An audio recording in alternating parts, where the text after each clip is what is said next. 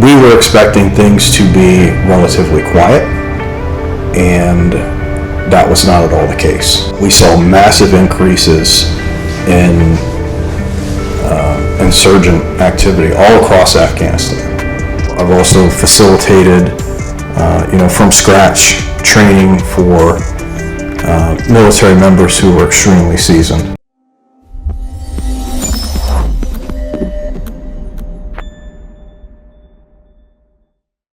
Hi everyone, my name is Reese. I'm the founder of Divine Defense Company.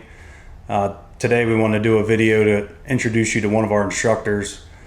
Dusty and I have been friends for years. We used to go fishing when we were younger, do outdoor stuff. We kind of lost contact over the years. After he went in the military, we kept in light contact, but he didn't reside in Pennsylvania anymore and was busy with the military. Back in November of last year when I started this business, I ran into Dusty and pretty much told him what I was looking to get into here, and didn't take long for him to decide to join. So I'm gonna give Dusty some time here to introduce himself. Thanks, Reese. So yes, that's basically the simplified version of how things went. I grew up in Halifax, Pennsylvania, my whole life. So I was a PA native, and Reese and I lived in the same town, went to the same church, and I don't know when it was, maybe around 2008, 2009, I think is when, we had some opportunities just to go out and fish. You had an interest in the military, and I was a military guy who, was able to be home at different points, and we just went out and did outdoor stuff together and developed a relationship. And over time, I was living in different states, and we stayed in loose contact. But it wasn't until I retired from the Army and moved home that we reconnected. And just the timing of it all, where Reese was starting this up, something that you were passionate about, we reconnected and just started to talk about it. Started to talk about our shared passion for preparedness and faith. All those things were in alignment, and it happened for me at a point in time where I was trying to figure out what I wanted to do with life. I just moved back to Pennsylvania because it's where I wanted to be for family, and this all just fell together. Yeah, so give me a little bit of a background of your military career. So I joined very early, actually when I was just 17, and I didn't really know what I was getting myself into. I just had probably some of the right elements in my background growing up. I like to hunt and fish and be outdoors. I played a lot of sports. I was always more athletically inclined and enjoyed those kind of things. And I always thought the military would just be a fascinating thing, but I didn't really have anyone that I knew who'd give me a lot of advice about the realities of the military or what are you doing. So I thought, well, it'll be cool. And also at the time, it'll be a way for me to pay for college, which was still my motivation at that point, was looking to go that route. So I joined in the reserves, and I did basic training between my junior and senior summer, and I finished high school and was waiting to finish up my my specific job line. And that's when I made the decision that, I like the Army, and I feel like I'm good at it, and I feel like this is what I want to do, at least for the here and now. So I went for it. Instead of staying in the reserves and going that route, I joined active duty as an engineer, and finished up your initial training, and then I went to Fort Drum, New York, which was with the 10th Mountain Division in roughly early 2004. So that's where I got my start. That was sort of my lead up to joining the military and making the decision to at least do an enlistment. After you did that, where did the military take you as far as deployments and countries? So from the beginnings there at Fort Drummond with the 10th Mountain Division, it didn't take long. Things were moving really quick with just the climate and what was going on in the world at the time. Of course, the global war on terrorism, and the 10th Mountain Division was heavily tasked with that. I think they still to this day are the most deployed division in the Army. But at that point in time, you weren't going to spend much time on Fort Drum or just stateside. You were definitely going to deploy. You were going to go to Iraq or you were going to go to Afghanistan, and we're both. So probably only took about two years, if that, before I was sent to Afghanistan for my first ever deployment. Now, I remember back when you were first deployed to Afghanistan, the news was mostly focusing on Iraq. Afghanistan wasn't really talked about much. What year was that you went into Afghanistan? So we probably hit country late 2005 to early 2006 in the winter there, right around January, February timeframe is when the 10th Mountain Division went in and replaced, if I recall correctly, the 82nd Airborne. They had a brigade there, and we went as a brigade, roughly 4,000, just a round number, about 4,000 soldiers, and we swapped out with them. So wherever they were, for the most part, we sent people to replace them. What was the end goal of, I guess, the 10th Mountain Division that you worked with? What was you guys' end goal of being over there? So at the time, the emphasis was more on Iraq, definitely. Afghanistan was quieter. It was not. There was not as much combat, or as we say, kinetic activity in Afghanistan. All of the major efforts at that point in time were Iraq, and with good reason. But of course, people probably remember in the news when Bush, went on TV and said, "Well, we're ceasing major combat operations in Afghanistan. Basically, we've won." And it sort of fell off the radar a little bit at that point, and a lot of people, a lot of soldiers were taken, out of Afghanistan. But there was still an ongoing security mission, and there was still a mission there to try and help the new Afghan government with their development. And I would say that probably their first need was just the basics and starting with security.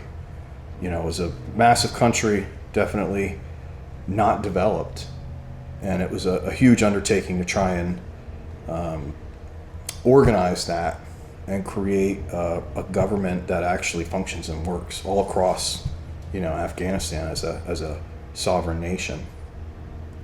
So the expectation was that it would work, and Afghanistan would not be a violent place. And that's not the way it went. Of course, we all know that. So when I went to Afghanistan in, let's say, very early 2006, we were expecting things to be relatively quiet, and that was not at all the case. During our time there, which was slated and planned to be a year, we saw massive increases in insurgent activity all across Afghanistan. And looking back on it, we thought we had won, we thought it was over, and everybody was on the same sheet of music. But what had really been happening was behind the scenes, and sometimes right under our nose, they were preparing to launch, an insurgency, like has happened so many times in the history of Afghanistan. So when I was there is really kind of that turning point period early on. where things started to get real hot real quick again. And at the end of that year, they actually extended us for 4 more months so that we could try and just hold together the security situation to allow more troops to be brought in greater numbers. And that was the beginning of the buildup in Afghanistan too. That's where I would trace it back and say right there in 2007 was when it started. Because in 4 months' time, when we were expecting just to have another rotation of troops, you do your year, things are going well. Instead, well, things are not going the way that we thought they would. There's violence erupting everywhere. We need more troops to secure this country. So inside of that period where I was extended, they brought in 2 more brigades. So suddenly, real quick, we went from just 1 brigade in Afghanistan to 3. And it just kept ramping up from there. How many deployments and what years did you do? So total, I've done 3 deployments to Afghanistan, and I've done 1 to Iraq. If I remember correctly, Afghanistan 2006, 2007, then again Afghanistan 2009. I want to say it was probably roughly 2011. I went to Iraq down south in Al Talil for like 9-10 months. And then 1 more time in roughly 2018 to Afghanistan for about 9-10 months. What are some of the major town names that you were in Afghanistan? Major areas. My first 2 deployments with the 10th Mountain to Afghanistan were in the kind of northeastern part of the country. They have it broken down almost by states or provinces. So I was in Paktia, Wardak, up north. So like Gardez was one major city. Jalalabad, spent some time there. Was in Kandahar for just a little bit in 2018, and then spent a decent amount of time in like the greater Kabul area as well, the capital. But most of my time in Afghanistan was spent in the northeastern part of the country, in the provinces that shared a border with Pakistan. And typically were areas that just had a lot more, there's a lot more activity there. And they were important places because of their vicinity to Kabul.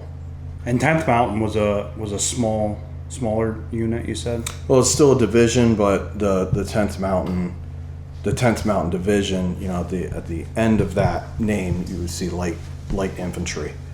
Meaning we didn't have tanks, we didn't have huge equipment like that. The emphasis for us was small unit tactics.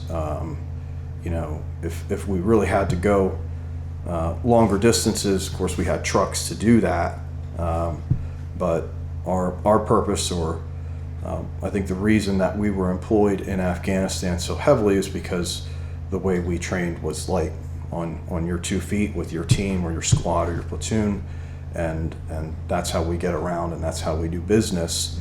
And in Afghanistan, with some of the terrain and the areas there, it was basically impossible to have tanks and those kinds of things. So our skill sets and the way that we trained matched the environment there and what was happening at the time. And I think that's why you saw like the armored units and the armored divisions going to Iraq so much, is because that was a place where armor could get around in the desert, and the infrastructure was different there. What would you say your job title was, or was there not really a job title? It was more everybody was well-rounded and was able to do any job. Well, I was an engineer, so when I went to Fort Drum, I ended up in kind of a new concept called a Special Troops Battalion, and it had a company of like combat engineer company and or sappers, and our whole mission was mobility, counter mobility, survivability, anything that needed to be done really for the other battalions or the other, if the infantry needed doors blown in, if they, whatever it was, we were the ones who provided that, I guess you'd call it support. And it oftentimes took the shape of like route clearance, where we would go out and we would try to find and disable, destroy roadside bombs before anybody else rolled in there and hit them. But just given the nature of the way things were earlier on, especially in Afghanistan, you found yourself doing a little bit of everything, a little bit just your basic patrolling and trying to just hold down an area that was given to you. This is your place. You need to secure it. This is where you operate. This is where you do things, and that's basically the way it went. At least for me, we were just, hey, here's your base, and here's a greater area that we expect you to control. And whatever goes on here is your business. We certainly did other engineer tasks. We built bases, we went places, we had that ability, so we were used in that fashion. But it was definitely, it was all about combat. It was all about combat, and trying to provide that security. Was there a mission that really stands out to you that you think affected the way you train people today? It's tough for me to point to any like one thing or one event. I can definitely say, I can vividly remember the feeling of being in your first fight, where it's like, well, this is, it's really on. This is serious. This is close. This isn't something happening nearby or at a distance. This is right up in your face, and going through that for the first time, it certainly changes the way that you approach everything. It makes you a lot more serious. Not to say that we weren't, but it's that kind of initial trial by fire, and you certainly learn a few things about yourself in those moments, and you have to just make the decision internally to process that as best you can and figure out how you are going to continue on. And you don't have the choice or the luxury of saying, well, hey, I didn't like that, so I think I'm done now. That's good. I'm gonna head home. No, it's, hey, all right, that is a thing that just happened. We dealt with it, and guess what? We're going out again tonight. We're going out again tomorrow, and you have to figure out how to make your peace with that, but also how to get better every time. Better individually, and then of course as a leader, how to be better for the people that trust you and that you're entrusted with too. So for me, it wasn't just any one moment. It was a series of moments, and that progression that takes somebody from green behind the ears, and you're shocked and everything is new, and step by step through experience and through determination, you become a seasoned soldier, a seasoned leader who can actually be effective and do the things that you need to do proficiently under extreme circumstances. So I would say that every one of those extreme experiences for me had its own place and had its own purpose and taught me something new. So with your past experience and training, what do you think you have to offer to bring to Divine Defense Company? So I can take, my whole background and everything that I've done, and I can start from a very beginner, novice level and train right from there, or we can go right to much more advanced things, whether it's firearms, whether it's thinking about personal safety and security, preparation, across the whole spectrum of things. That's honestly, that was my life for over 20 years. And I've seen so many different ways to get it done that I can train someone to be able to get it done the way that they want and the way that works with their life and the way that they see the world and their mentality. So at different levels, throughout my career, I found myself training people who had only been in the Army for a few months, and had some familiarity with weapons, but they need a lot of development to start from the basic fundamentals and build them up. And I've also facilitated, from scratch training for military members who were extremely seasoned and were very progressed in their skill sets, and finding different things that were new, interesting, challenging, and would continue to develop skill sets that were already pretty good. So that's what I feel like I can bring to the table. It's just kind of a broad spectrum of things. And it's what I'm passionate about, really, and that's what I care about, is just taking someone from where they are at that moment, and we're going to show you new things, and we're going to develop you and make you better. And it doesn't even necessarily have to be the way I want it to be. We'll find the way that works for you, because I've seen it done so many different ways. I guess that's it's kind of an Armyism, but we say, well, that is a way, maybe not the way. I'm confident that I can help people find the way that works for them. Well, Dusty, I'm really excited to have you on board and excited to see where we can take this. Absolutely. Thank you so much. Yeah, thank you.